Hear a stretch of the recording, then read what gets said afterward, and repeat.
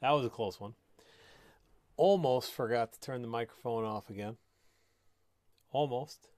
Did for a second, but we're back up and running now. Ladies and gentlemen, COPD Navigator Nation, welcome in again to the April 2nd episode of COPD Navigator House Call. For those of you who may not have seen anything by me before, my name is Mike Hess. I am a respiratory therapist. I am a COPD educator and advocate for several years now. And I run a group on Facebook called COPD Navigator. And about every 2 weeks or so, traditionally, we have gotten together to do a little live show with some question and answer, some news of the interval period, and a topic of the week. Because of the home isolation, the stay at home, the stay safe, stay home, stay safe, the quarantine, the variety of names that a lot of these situations have taken on. A lot of folks are out there not able to get good COPD information from their usual sources, like their pulmonary rehab or their primary care provider, which is where I work, their disease management specialist, whoever that may be. So I am taken to the trying to demonstrate here this whole telehealth idea in a very general way. Of course, can't offer any medical advice to your specific case, but what we can do is tell you what the best practices are, what the research tells us, what my experience has told me. And we can share some information in the various chats here. We were going on Facebook and YouTube. Yesterday we had quite a bit of trouble, and I was a little bit concerned for a minute. We were having some internet connectivity issues in general here at good old Mucophile Studios. But that does seem to be more or less resolved right now. We had some pretty good speed tests right before I went on the air here. So hopefully, fingers crossed, lucky rabbit's feet, whatever your good fortune totem of choice is, we're going to get things rolling here. So make sure you are getting your questions in. We're going to be here for about an hour or so. Get your questions into whichever position you're looking at here, to the left, to the right, up, down, whichever media you're on here. And I will be trying to scroll through and see who all has questions. So we'll start with Jeannie Nelson checking in with us with a nice little hand wave. Appreciate you stopping by on Thursday afternoon here. We're going to scroll through a couple of other comments here. We are in fact live on a couple of different places, so we're going to switch over to our Navigator group and say hello to James. James, a fellow RT and COPD navigator from out in the western reaches. Oh, excuse me.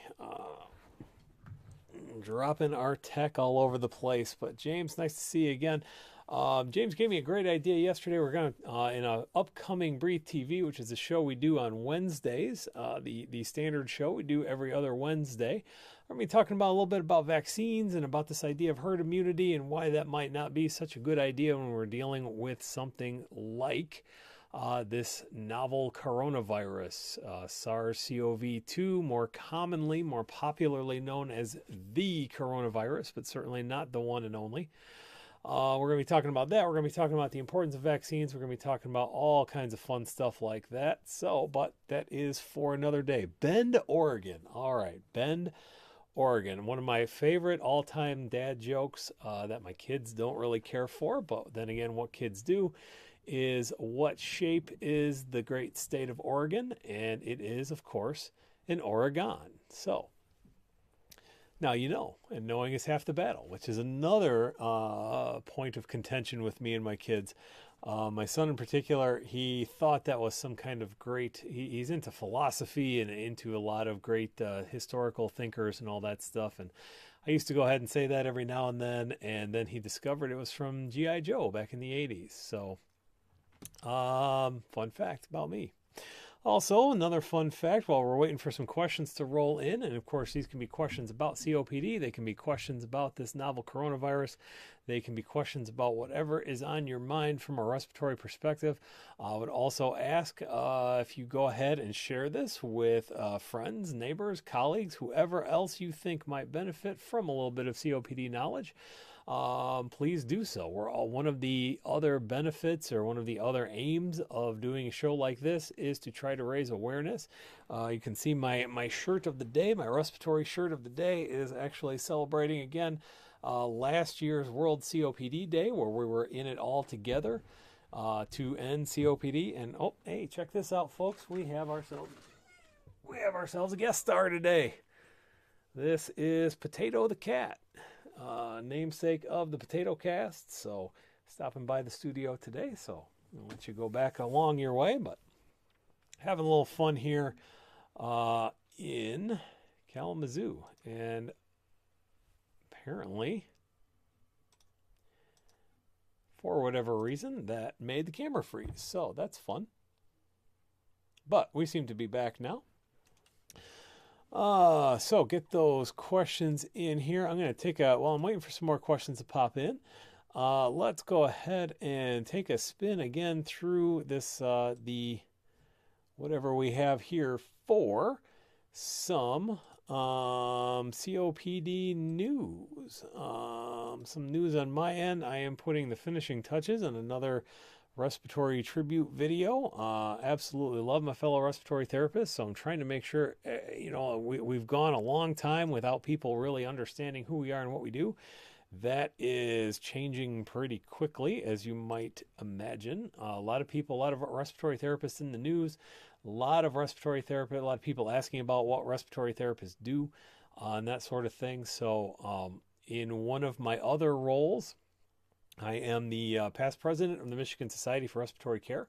So what we're trying to do over on the MSRC Facebook page, and we're going to be getting it up on the website soon, very quickly too, as quickly as we can. As you can imagine, a lot of our volunteers are pretty tied up right now. But we're going to be getting some information. We're going to be getting some links about respiratory therapists in the news, respiratory therapists who have been interviewed.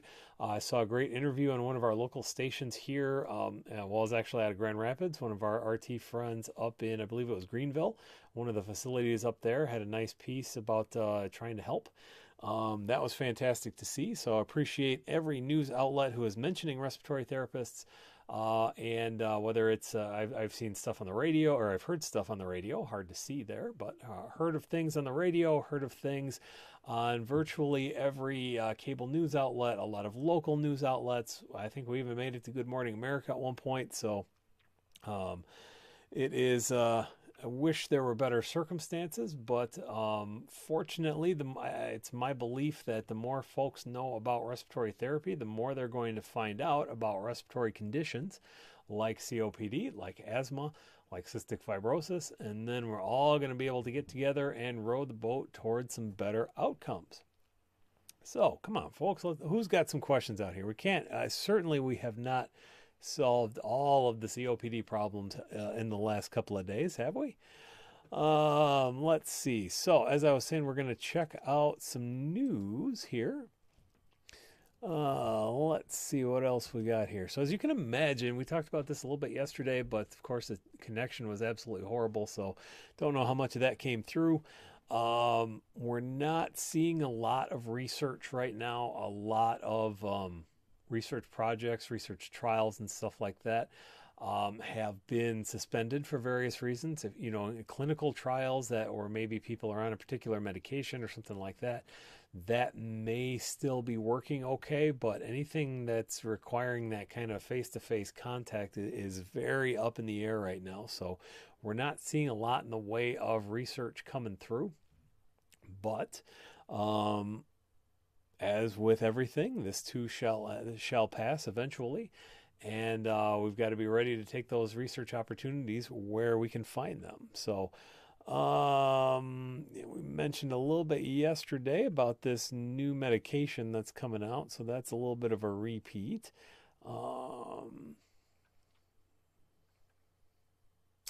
Wow, that is a whole lot of not much from one site. So we've got some entertaining toys to play with. If anybody has questions about inhaler technique, we've got some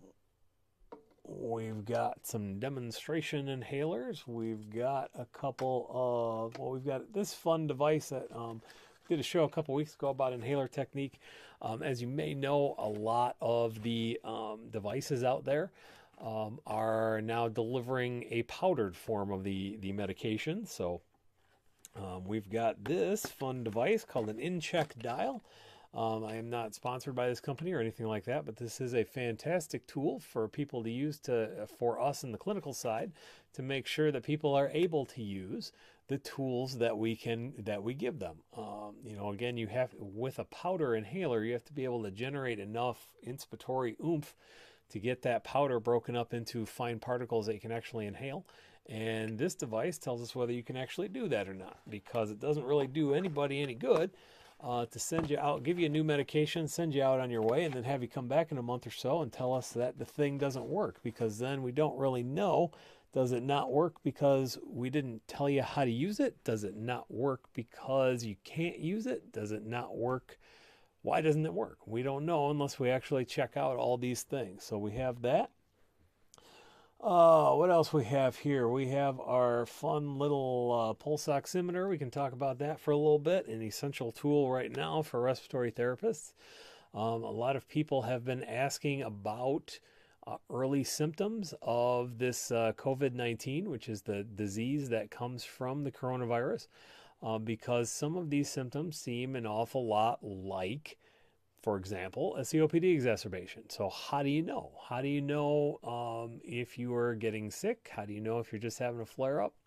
One of the ways to do that is, of course, having similar signs to the flu, which is, again, unfortunate this time of year because we also are still on the tail end of flu season here and the dawn of allergy season. So a lot of these symptoms are coming together. We've got shortness of breath, you've got all that kind of stuff. But one of the things that we see a lot is fever, body aches, that sort of thing. We're also seeing drops in oxygen saturation, the amount of oxygen that your bloodstream is carrying around. Sometimes we're even seeing that without shortness of breath. That seems to be a somewhat unusual hallmark for this COVID-19 disease, where you might have somebody who, they're tired, maybe their activity tolerance has gone down, but they're not necessarily like short of breath. They're not huffing and puffing and all that, but your oxygen level is low. And oxygenation has been one of the biggest issues for folks who are sick enough to end up going into the hospital and into the ICU.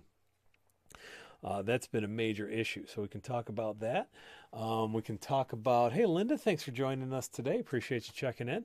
Linda from a little bit northeast of my current location is one of the biggest advocates I know for a genetic form of COPD called alpha-1 antitrypsin deficiency. So I always appreciate her counsel and her voice speaking out there. On the subject of pulse oxes, sometimes people ask, does nail polish have a factor? And oftentimes the answer is no, but I'm using this as a segue to highlight the fantastic job that my daughter did refurbishing my nails in the last couple of days. You may notice I still have some facial hair and I'm using my nails right now.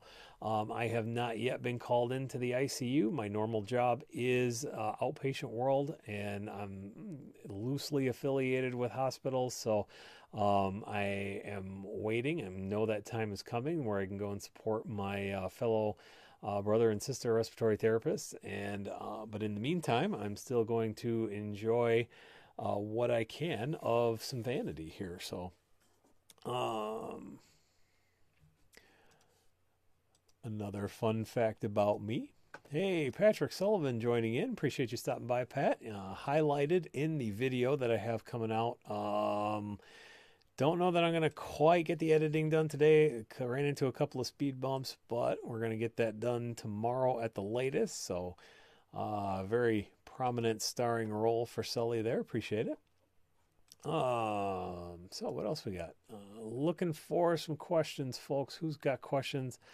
I may or may not have some answers. Hey, there's Susan checking in from Green Valley, Arizona. Another chat location there. I do apologize if I don't see your answer or your comment, your question, whatever it is right away. Like I said, I've got the show going. We've got kind of the main feed. We've got one on Facebook, one on YouTube. Got a couple of watch parties going in a couple of different groups here, so I have to kind of cycle through. I am running the show all on my own. I do not have a visual assistant right now, although that may be something coming up. I don't know how many of you may be checking in from Michigan right now, but this morning our governor did cancel school for the rest of the year. And so we have some mixed emotions going around. I've got a senior in high school who, on the one hand, was kind of done, and on the other hand, not. Missing out on some of the end of his senior year. So also going to take a moment to say hello to Brian, checking in from both sides of the stethoscope. Appreciate you checking in, Brian. And Angela, more or less the same way. So appreciate everybody coming in. Angela, please stay safe at work tonight. Any other respiratory therapist who's on their way to work tonight, also, please, please, please, please, please keep yourself safe. I know protective equipment is at a premium right now. Please do whatever you can. We're working again with my MSRC hat on for a minute. We are working to kind of become a clearinghouse to connect people with resources and resources with people. We're still trying to put some of that stuff together and figure out where the needs are and how best we can accommodate everybody's needs. Of course, unfortunately, there are just simply not enough numbers for a lot of this stuff, not enough gloves, not enough masks, not enough ventilators, not enough RTs, not enough of a lot of things going on right now. So, but we will certainly help wherever we can. And that's, again, why it's so critical to get some of this information out there so that, I hate to be the doom and gloom guy, but this kind of thing will happen again. And this situation has definitely highlighted some shortcomings in our healthcare delivery process. And we can take these lessons and find that silver lining, and we can improve how we do things, not only in the acute phase, not only during pandemics and emergencies and crises and all that stuff, but we can figure out how we're going to better deliver care to folks like you in the COPD community.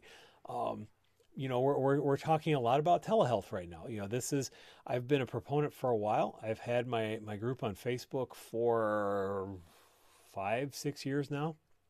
Been doing sort of seasons of these live shows in various different formats for 2 or 3 years now. I know the power of telehealth because I know what a difference it can make even in kind of a loose, informal, unofficial capacity. So if I were sitting here in an office, hopefully, well, those of you who may have seen my office, my actual office, this is very similar to how I roll at work. So I won't necessarily say it's a different vibe, or I would do it differently. But imagine now being able to have the capacity to, I kind of illustrated this, I think, yesterday also. Say we're doing a visit. We're chatting, and we're doing our monthly follow-up visit. I'm doing maybe a COPD assessment test on you, where I ask you how your symptoms are doing. How's your cough on a scale of 0 to 5? I can do all those things. Then I can say, okay, maybe I can't necessarily listen to your lungs right now, but I can watch your breathing pattern. I can see if you're leaning forward and supporting yourself and huffing and puffing, if you're coughing a lot, if you're doing all these things. And I can have you put your pulse ox on and hold it up to the camera and show me how your oxygen level is doing. I can do a lot of these things remotely. And that's what we're seeing right now. We don't want to expose particularly people who with any kind of compromised immune system, which is pretty much anybody with a chronic illness like COPD, chronic condition, pardon me. But we don't want to expose you to a waiting room full of people. We don't want to expose you to an ER or emergency department full of people. We honestly don't want ourselves to get sick, because if we're sick, just like the whole thing where if you fly in an airplane, they say put your own oxygen mask on before you help anybody else. We can't help you if we're sick. So if you have symptoms, we want to be able to manage that as remotely as possible. So, and Susan, I'm going to get to you in just a second there. We got a great comment coming in from Susan. We want to demonstrate the power of this telehealth, because this is where things are coming. So on a selfish note, I hope it's this group. I hope it's these kind of programs. But if you can go out and tell 2 or 3 people that, yeah, I believe that we can do great work with virtual visits, with remote visits, with telehealth, And hopefully I can also convince you to say, hey, RTs can do that too. RTs are doing a great job. I know this RT who does fantastic work remotely. I know an RT who does remote pulmonary rehabilitation so that I can do exercises in my home and I don't have to drive an hour to my local pulmonary rehab gym or anything like that. The more we can mobilize the grassroots, the more we can pull people together to demonstrate that we have all this technology, we have all this capability, and we should use it, because this is what's going to help us be efficient and help prevent or at least reduce the likelihood of shortages in the future. So with all that lecture done, Susan, worried like all of us about contracting the virus with our health issues. Is it possible to get the virus and have mild symptoms and not end up seriously ill? My daughter is a teacher in Lansing and was anticipating the governor's announcement. And that's right. I remember you mentioning in the group. And again, if you're not a member of our Facebook group and you're willing to join Facebook for it, come take a look. All you got to do is search COPD Navigator and you'll find our page. And right there, you can go onto the group. Moved from Mason right outside, or at least in the ballpark of Lansing. Can't remember that central Michigan geography too much. If it's not, out in the, that's backwards from your perspective, I guess. Is it? Is it backwards? No, I don't know. Anyway, so the moral of the story here is: it possible to get the symptom and have mild symptoms, not end up seriously ill? Yes. There are many stories of PEO, just like sometimes you can get a mild cold, sometimes you get a bad cold, sometimes you get a pretty easy case of the flu, sometimes you end up going to the hospital. This is why I was saying earlier, this critter, this virus, is known as the coronavirus. It is not. It is a new one. It is one that we hadn't seen before about November. It is one that we don't really have any natural immunities to or anything like that right now. But it is not the only one. So in many respects, it acts, well, I shouldn't say many. There are certain respects where it acts like a new thing and certain respects where it acts like other coronaviruses. The idea that you can have a variety of kind of what we call a continuum of severity illness is certainly a hallmark of other coronaviruses. Even those with COPD, even those with asthma, even those with other conditions can get relatively mild symptoms. Now, I have heard some stories about how, well, we're kind of saying they're mild. What we're calling mild is still like getting hit by a freight train. I don't, clinical mild, official medical mild isn't always the same as civilian mild. Mild to a lot of folks is, I had a runny nose for a couple of days, had a couple of coughing fits, and then I went about my way. Whereas basically we're oftentimes looking at mild in this case as you don't have to go to the hospital. You're still going to have, I'm seeing a lot more reports of things like brain fog and aches and pains and things like that. Where you may not end up needing to go to the hospital, or you may end up, let's say, needing to use your reliever medication, likely albuterol, something like that, every 4 hours, where maybe you might only need it once a day or a couple of times a week. Those would kind of be relatively mild symptoms. So yes, it is very possible to not end up seriously ill. This is not a guaranteed ER visit. This is not a guaranteed ICU visit. This is not a guaranteed intubation, put on a ventilator, all that kind of stuff. But your risk is higher if you have these conditions. And because your risk is higher, and because when you have stuff like COPD, you have a little less margin for error, that's why there's the concern. And again, we also don't want everybody getting sick at the same time. That's really the biggest issue. I've seen a lot of tweets and stuff out there. I saw one saying, well, in an average year, we have 600,000 flu cases, and they don't overwhelm the healthcare system. Well, all those cases don't happen at once. The analogy, the counter to that I saw is, McDonald's serves 1 billion hamburgers every year. But if I roll up to my local drive-through and order 1,000 cheeseburgers or 1,000 quarter pounders, that's probably going to cause some issue and some backup and some overwhelmed workers in there.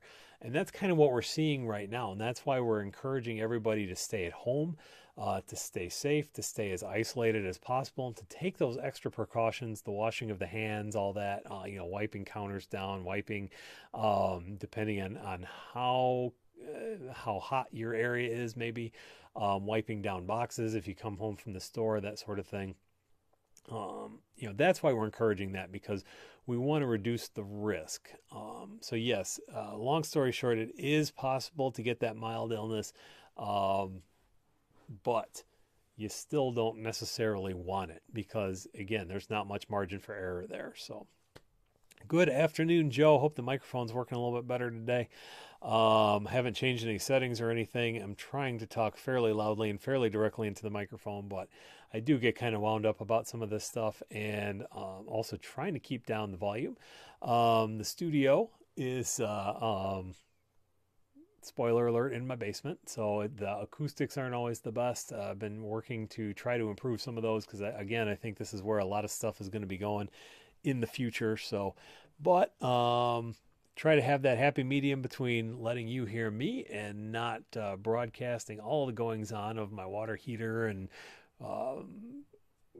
water connection pump that clicks and all that kind of fun stuff. So Judy checking in with a wave over in the watch party. Hello, Judy. This is in the watch party in the Navigator group. If you are all so inclined, you can go check out the group over there.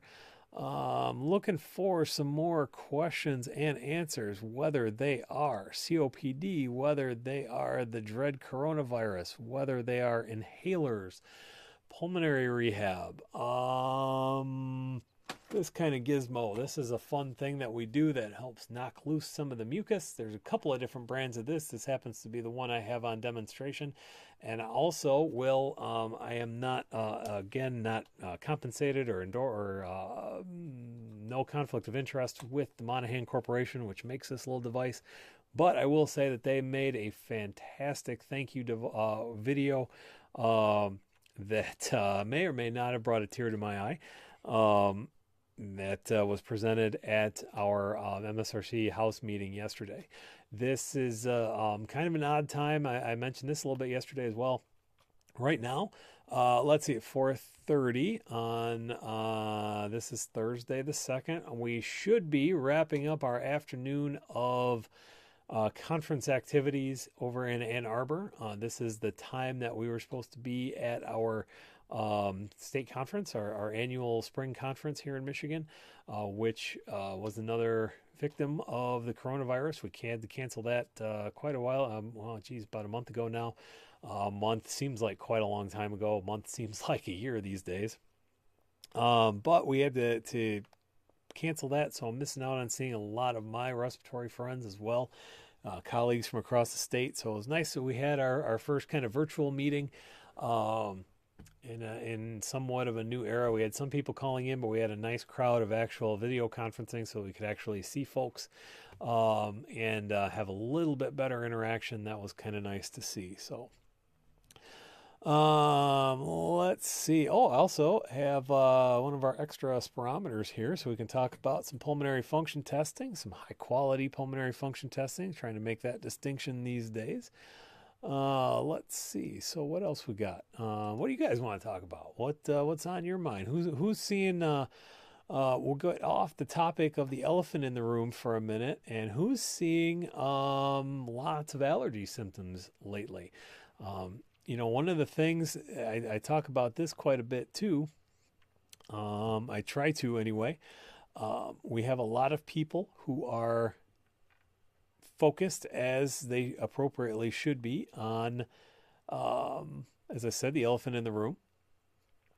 But other aspects of life continue to go on. We've still got COPD, we've still got asthma, we've still got allergies, we've still got all this other stuff going on.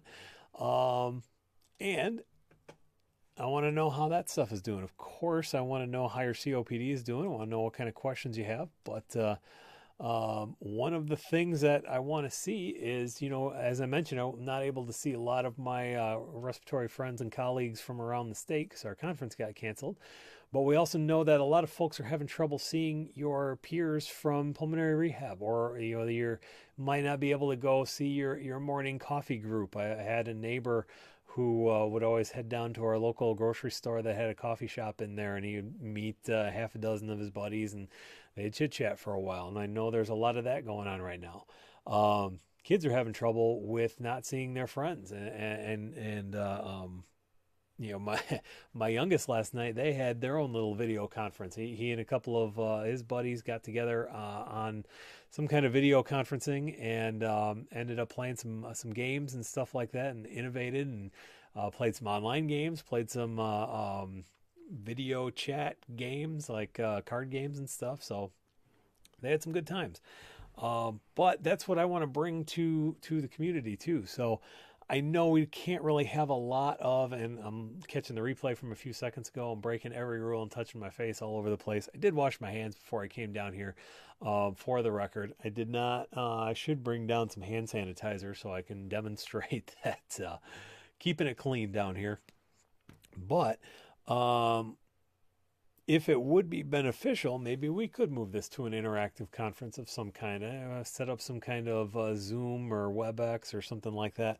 We'll have to figure out how that goes as time goes on. This is kind of an evolution. Like I said, I routinely do a every other week show on Facebook and YouTube where we have kind of a more, it's a little bit more structured, a little bit more planned. Usually have a topic of the week and that sort of thing. This kind of grew out of the idea, somebody mentioned as an aside in our group, that not able to get to pulmonary rehab and all that kind of stuff. So I thought, well, how are you going to get your questions answered? I know we've been having a lot in my practice. We've been having a lot of people trying to call, trying to do all that kind of stuff, but it's difficult to do those kinds of things over the phone in particular. So if we can get a little video going, then I'm all about that. So here to answer your burning pulmonary questions for another 20 minutes or so. Since we have a moment, we have a lull, let's check out, see some other respiratory news, see if we can find anything else going on here. Let's see, is that new? No, that's from December. So let's back that up. I know a lot of procedures and such are on hold right now, so I can't really talk a whole lot about things like valves and coils and stuff like that. But let's see what we have here from 4 hours ago. From the American Journal of Managed Care, initiation of triple therapy maintenance treatment among patients with COPD. So we'll break that down a little bit into a little bit more common English. We have three main categories of respiratory medications. We have what we call beta agonist bronchodilators, which are kind of chemical cousins to adrenaline, work on that fight or flight course inside the body. We have inhaled corticosteroids that, like many other steroids, work to reduce inflammation, particularly inside the lungs. And we have muscarinic antagonist or anticholinergic bronchodilators, which do basically the same things as our friends the beta agonist, but they work on a different chemical path in the body. My respiratory mentor Al always told us that the beta agonists were kind of the fight or flight, and the anticholinergics were the opposite of that. And then sometimes you have the curl up and die reflex, where you, if you're a prey, I guess, then you kind of just curl up and wait for the end of it. So, but we have both of those chemical paths inside the body, and then we have those steroids to work on inflammation. Triple therapy is all three of those working together. Some people are on one, some people are on two. When you're on all three, it's got the clever name triple therapy. So what this study was aiming to do, they say use of this treatment in appropriate patient population is important to ensure optimal outcomes, which, yes, that's very true. As we talked a couple weeks ago in our inflammation Breathe TV, not everybody should be on a corticosteroid. It does tend to increase the risk. There's data to suggest that does increase the risk of pneumonia in certain people. So, in the appropriate person, triple therapy is a good thing. So they looked at 92,248 people with COPD receiving any maintenance medication. They found that triple therapy was often prescribed among patients classified as Gold Group A or B. So these folks are people who, if we look at what Gold classifies as severity, Gold Groups A and B have had either fewer than two exacerbations, have had fewer than two exacerbations in the last 12 months, and have not gone into the hospital because of one of them. So relatively low risk of future exacerbations. A has lower symptom burden. B has higher symptom burden. So, so we're looking basically at those folks who are relatively low risk for exacerbations. And what they found was that's where triple therapy was often prescribed. In the quick summary, their conclusions and their abstract here doesn't really say how much it was in the more severe groups, or the higher risk groups, I should say. But I guess looking at the way this study was designed, it was basically just designed to assess whether or not triple therapy existed. So this is one of those things that this would probably be more along the lines of what I would consider a quality improvement study, because those folks in Group A and Group B don't necessarily need to have those corticosteroids. It's not always the best way to go because, as I said, we've got the increased risk of pneumonia in a lot of those folks. So we've got to balance that increased risk against whether we're actually going to be helping their lung function, helping your symptoms and that sort of thing. So, unfortunately, as you may know, and anybody who's watched this show for more than 10 minutes at a time probably has heard me soapbox about how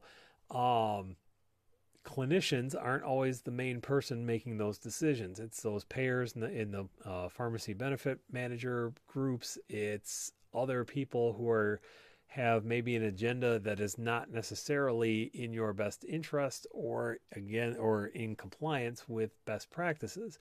So where I'm going with that is we have a lot of cases, and actually I just came across one today where the ideal, this was an asthma patient, so the criteria are a little bit different, but the ideal therapy for this person's level of asthma was just to have an inhaled corticosteroid. Unfortunately, there are no longer, discovered today, there are no longer any generic inhaled corticosteroids outside of using a nebulizer, and this person didn't have a nebulizer. So our options are to either force them to buy a nebulizer and then use this other medication, or add a long-acting bronchodilator to their regimen, where even though it's maybe not clinically indicated, but that's what's on their formulary is a combination med. Now, is that necessarily going to be harmful? Probably not, but there are some people who have a distinct sensitivity to these bronchodilators, to certain bronchodilators. And so we're not always able to follow the best practice guidelines, best practice recommendations. So that's kind of what this study is telling us, is that it is fairly prevalent that we don't see adherence to what is potentially the best practice, and we should probably do something about that. So be that as it may. Let's see what else we got for questions coming in here. So, we got a couple of them while I was on a different screen there. So, Brian checking in, liking the aerobica, and that says a lot because, like I said, he's checking out things from both sides of the stethoscope, been a big proponent of having the vest therapy and all that stuff. So, Susan, thank you for taking the time to explain. You are very welcome. Many of us are afraid contracting the virus is a guarantee of becoming seriously ill and ending up hospitalized and possibly intubated. And yes, thank you, Susan, for being around for a couple of years now. Appreciate you saying that. I like to think we're the best. We're not the biggest, but we're not the I think we're not the biggest, but I think we're the best, is what I'm trying to say. So I appreciate you saying that. It's certainly not a guarantee. There was a funny line from a movie from the 90s that said, if you want a guarantee, buy a toaster. Nobody can be able to guarantee anything, good or bad. We can't guarantee it would be bad, can't guarantee you would be okay. The odds are, frankly, the odds are that you're likely not going to get too sick. I mean, if we look very dispassionately and statistically and all that stuff, but of course we know that people aren't just statistics. So I hesitate to say that you're not likely to get it, because I also don't want to give people a false sense of security. Because if you do get it, again, it's not a guarantee, but if you do get it and it gets bad, let me back up. If you get it, it's more likely, if somebody with COPD were to get this virus, they would be at much greater risk of bad things happening than if I got it. That doesn't mean to say that nothing would happen to me or that the other person would be guaranteed to have something bad happen. But, it's kind of that numbers game. And we don't want anybody to take those unnecessary risks and put themselves in unnecessary danger. So I hope that's a little bit comforting, at least. But I also, again, strongly encourage against any kind of overcompensation or anything like that, because, I was just seeing a map the other day that they can actually track where a lot of the young and, as they say, youth is wasted on the young. A lot of the cavalier, we'll say, spring breakers have now gone and they probably passed it amongst each other, not knowing it because they were completely without symptoms, and have now taken it back and are causing outbreaks in their regions. So, yeah. So Denise asks, sorry for getting so long to get back around here, but Denise asks, I often use Ozium room spray as it says it removes bacteria in the air. Will it be useful or effective against COVID? Well, what I'll tell you right off the bat is that if it's effective against bacteria, it probably will not be. I don't know much about Ozium, so I'm trying to actually pull up some specs here. Well, let's go to Home Depot. That looks good. Ozium in the 3.5 ounce original spray. Original scent, cleans the air, has a fresh scent. The first thing I would say is be careful to, a lot of folks have sensitivities to various scents. So whenever anything says has a fresh scent, you're going to be careful, want to be careful with that. Says it's definitely makes a claim for, it says clinically proven to kill airborne bacteria and sanitizes the air you breathe. Doesn't really talk about how.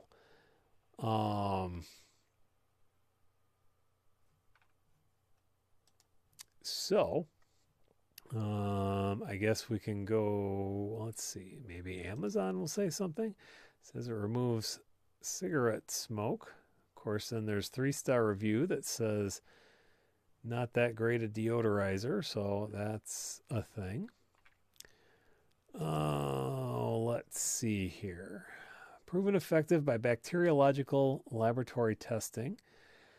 So what I'm seeing is a pretty common trend. I don't know exactly what's in this stuff, but I am seeing that they are making no claims at all against viruses. They're only saying bacteria. And while some things can be effective against both, they seem to be particularly making a claim again, or they seem to be making a point to not say anything about viruses. Here we go. I think this is the manufacturer, maybe, finally. Clean Right. Ozium air sanitizer spray. Oh man, all kinds of pop-ups and all that stuff. Let's see. Can we go away, please? There we go. So it comes in a gel, comes in a spray, comes in different scents. Oh, so what's in this stuff? Oh, no, that's still just a supplier. So who actually makes Ozium? I guess would be the next question. Well, I'm not seeing anything that gives me any kind of confidence that this would be effective against this coronavirus, or for that matter, any others. Um, and honestly, washing your hands, stuff like that, that's going to be as effective. Um, we can go back and try and talk about, what would be the application to this. If you have somebody in your house where it's actually, you may have that airborne transmission, would you be worrying about it then? I wouldn't use this then, but if you're worried about stuff coming into the house, Lysol wipes, Clorox wipes, anything that, it'll say on the label, good against coronaviruses, because again, these have been around for a while. Wipe your surfaces, wash your hands, that sort of thing. That's probably going to be a lot more effective against this particular bug than this Ozium stuff. So I would not depend on that whatsoever. Let's see. I know I have, where's my clicky for that? There we go. Next up, Jenny asks, receives conflicting information regarding readings of pulse oximeter. One RT said that 88 is a good indication, reserve O2 in bloodstream. Another RT said any number below 90 indicates low oxygen available to organs in the body, which is correct. So the answer is it depends. Oxygen delivery depends on a couple of different things. Now, what I'll tell you is officially the answer, an official answer, the one that qualifies you for home oxygen, is that if your oxygen is lower than 88%, particularly at rest, then you qualify for supplemental oxygen. So that would definitely be a low reading. 90 would probably be low for, I would call it low for somebody who has relatively healthy lungs. If I rolled it, like I had earlier, and actually we played around a little bit with some of my nails that didn't have polish the other day. So, and I know that this particular brand does not have a super impact on the readings. So right now this is telling me my reading is 98%. If I suddenly went down to 90, I would be concerned. And if I was taking care of somebody who was in relatively good health and all of a sudden their pulse ox was only reading 90, I would be concerned. So sometimes that can be a low number. It's certainly on the low end for everybody, but there are a lot of people who live with COPD and live with these chronic lung things going on, where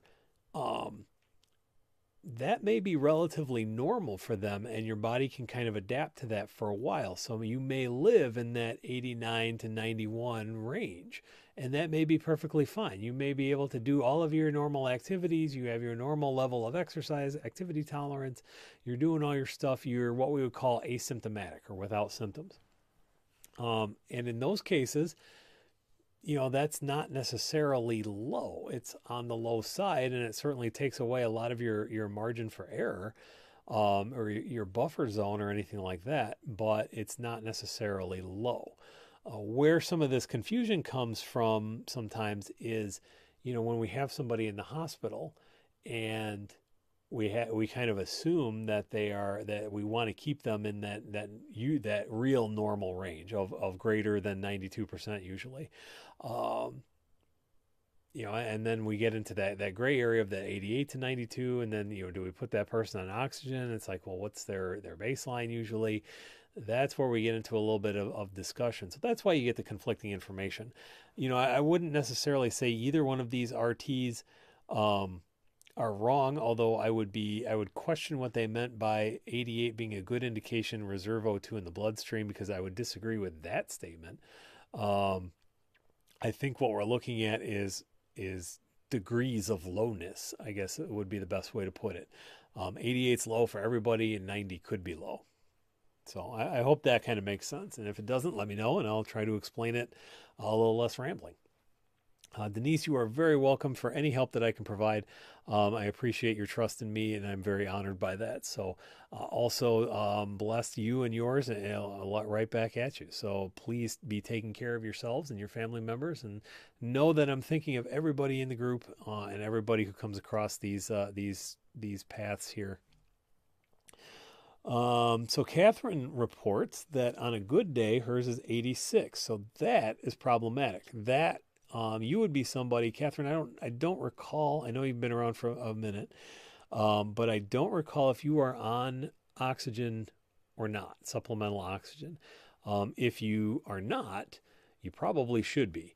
If you're not getting above 86, then that would definitely be an indication that you need some extra oxygen floating around. And I know that's not good news. It's not what anybody actually wants. But when you get down into, we have one of the dirty little secrets of respiratory care, particularly in COPD, is that, we don't have a lot of evidence for a lot of the stuff we do as far as one of the things we talk about a lot is mortality, or, making sure people live longer.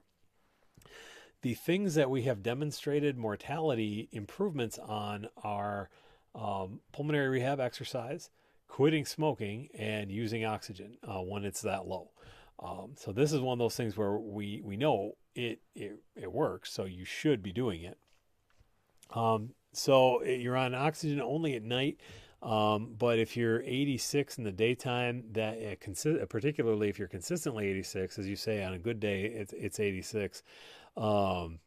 That's definitely time to consider wearing that oxygen a little bit more often. Now, again, this isn't medical advice, and you should be consulting with your clinical team, just to be clear.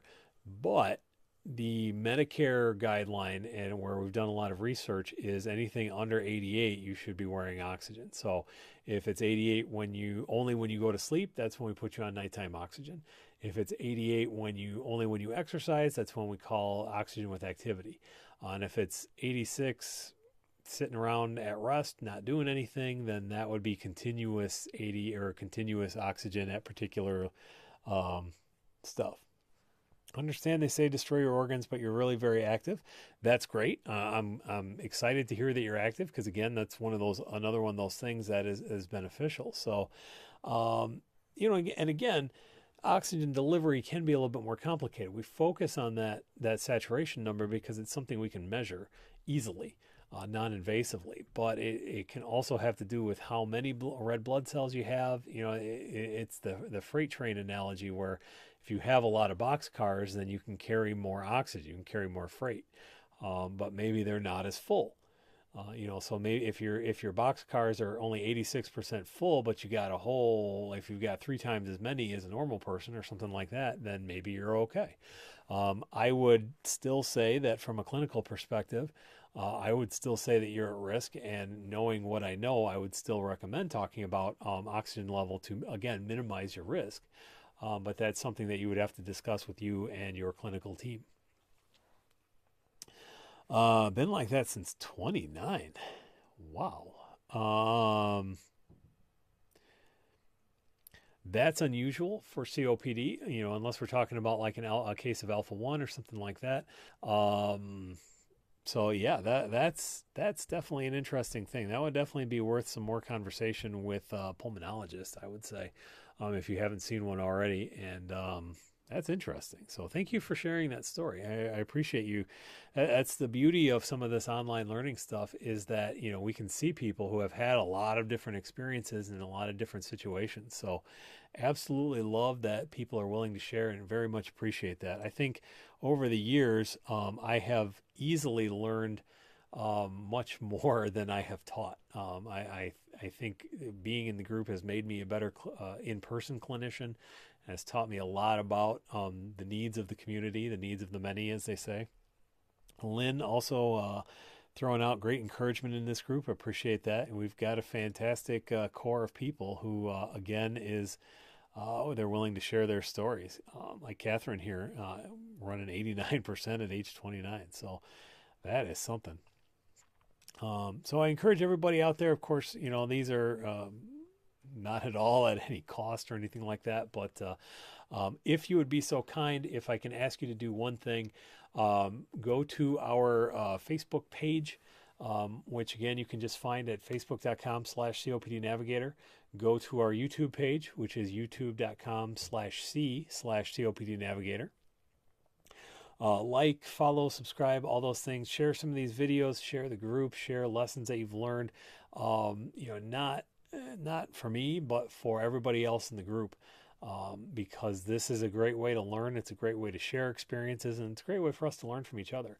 We have several other clinicians in the group, and hopefully this has been as educational for them as it has for me, because we need more people talking about these things. A lot of times people are very surprised when I tell them that COPD is the fourth leading cause of death in the U.S. and the third leading medical cause of death. It's right behind things like accidents and overdoses and things like that.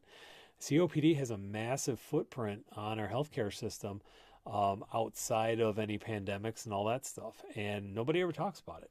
This happened to catch everybody's attention because it's urgent and everything else, but we need more folks who are aware of COPD and aware of the burden it causes, not only on a systemic level but on individuals.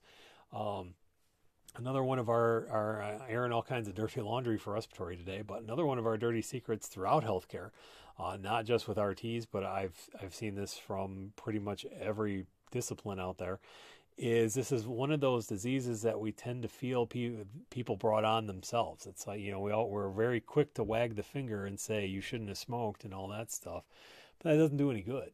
And by the time you get to us, you probably know that already, and it doesn't do anybody any good to continue on that. And so it's important for us to give you the support and the instruction and the resources that you need, to do the best management, to make sure you're doing the best that you can.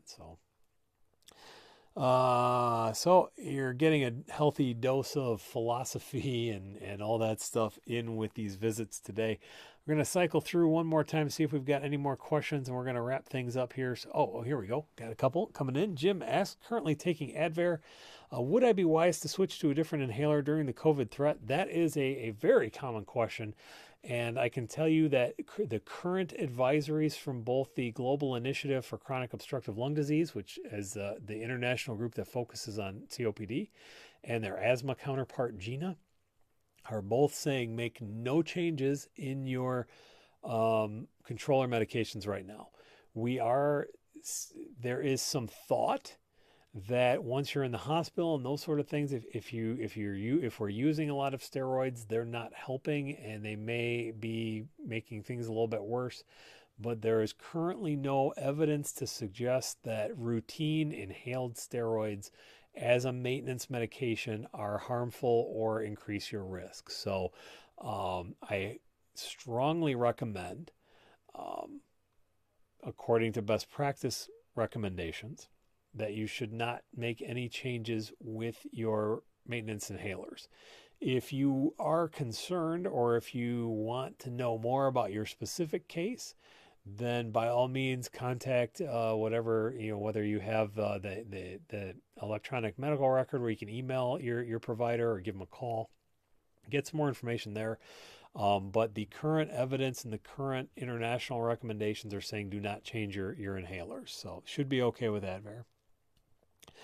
So going back to the pulse ox for a minute, leaving it on the finger for about 2 minutes, going to depend on the pulse ox itself. This one is a fairly nice one that I used some of my flex spending on and got a clinical grade, but not the clinical model. It uses the same technology, but they didn't go through the testing process, so that we can kind of get a good approximation.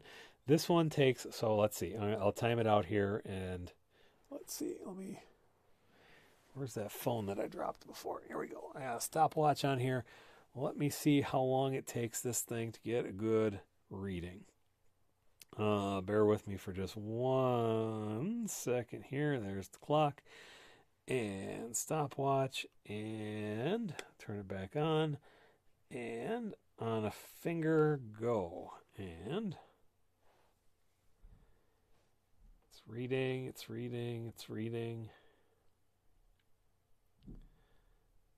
So it's got a number now at 10 seconds, but it's still increasing the signature and stuff. So this pulse ox took about 17 seconds to get a reading that I would trust.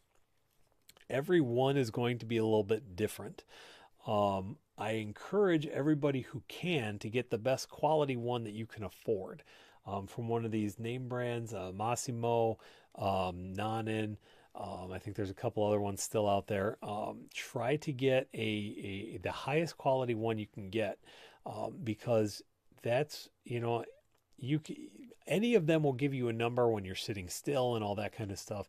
It's going to be when you are active and doing all that kind of stuff. That's where what we call artifacts. Sometimes it's harder to read when you're, if you're walking and you get that motion. Sometimes that's a little bit tougher, or if you have the nail polish or things like that. 2 minutes is probably a little bit excessive, but again, it's going to depend on your device. The really nice ones, and I'm going to take this tail off for a second here. I'm going to hold this back up to the screen here. I'm going to see if it'll read upside down.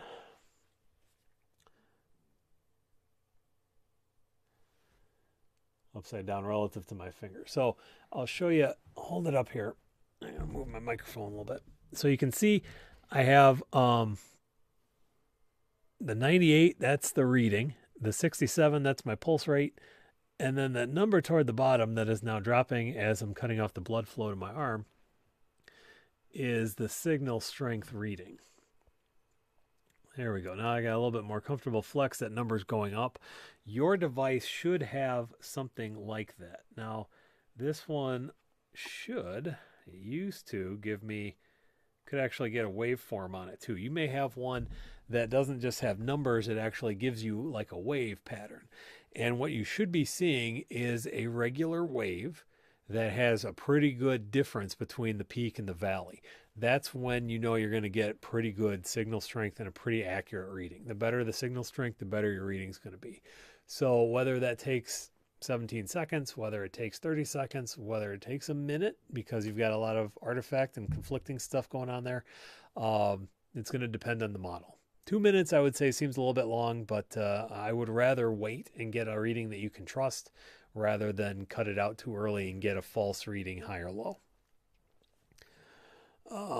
So that answers those two questions, hopefully. We're going to run through one more time here, wrapping things up on COPD Navigator House Call. We will be back again, even though it is Friday Fun Day tomorrow. We will be back again. 4 o'clock tomorrow. Have not yet decided on a weekend plan. If this would be of value for folks over the weekend, maybe we'll do an afternoon show or something like that. Drop me a comment. You can hit me up with, hit me up with a tweet. And message me in the group, message me on the page. Let me know what you think of this stuff. Let me know what's going on. Let me know what you want me to talk about. We can do some questions ahead of time. Certainly. Otherwise, we'll wrap things up for today. We'll see everybody again on the flip side tomorrow. Going to be a beautiful afternoon, beautiful evening tonight and tomorrow here in my neck of the woods. Hopefully it's the same for you. I think I'm going to go round up the family and head out for a walk. So take advantage of a spring day, being mindful to stay 6 feet away from anybody else we come across. So with that, take care of yourselves, take care of each other. Hope everybody has a great Thursday evening, and hopefully see you back here tomorrow, 4 p.m. Eastern Time for another round of house calls. So until then, take care, keep breathing easy.